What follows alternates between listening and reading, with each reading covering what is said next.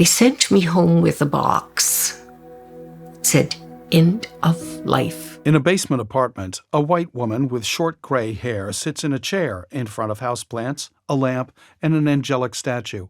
She wears glasses, a black cardigan, and a pearl necklace. She chuckles to herself. They didn't have much of an expectation for me. In the dining room of a house, her daughter, a white woman with light shoulder-length hair, sits in a padded armchair. We were used to Mom having kidney disease.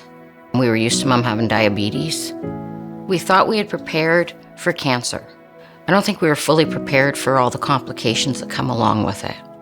I was on the chemotherapy pill. It was shutting down my organs, and we didn't realize that at the time. And they took me off that, and I perked up. Her blood pressure got better, her heart rate got better. She had been the strongest we'd seen her in years. When she was feeling better, she thought, "You don't need palliative care," but now we understand palliative care just means they're there to help. They said I couldn't go back to independent living. In the apartment, the mother sits watching TV on a leather sofa with her hands resting on her stomach. She picks up a remote and presses a button. I love when people tell you what to do. We found assisted living, thinking that she only had a few months, but surprisingly, that's when she went into remission.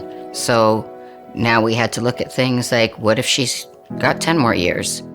I was going to run out of money if I stayed there for any length of time. So I was going to move to a regular apartment. And Kelly said, "Oh, no, you cannot do that." So they built the apartment for me. In the apartment kitchen, the mother opens the fridge. Later, she chops vegetables at the counter. This house was meant to be. The elevator was already there. We even had the basic blueprint all ready to go. In a few months, Mom was in here.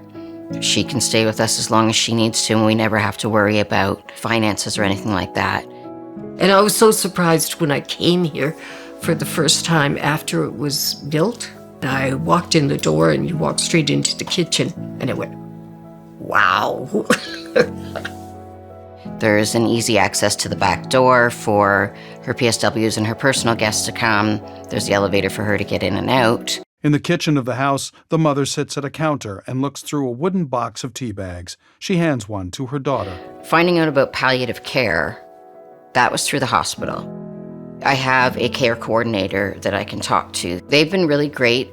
The daughter makes a cup of tea and places it on the counter in front of her mother. She watches with a smile as her mother takes a sip. An occupational therapist came out to make sure that we had all the things we needed for Mom, grab bars and everything else. So anything that we might have missed. I'm on the palliative care list because some days I need help even getting dressed and getting put back into bed. But then other times I'm full of energy.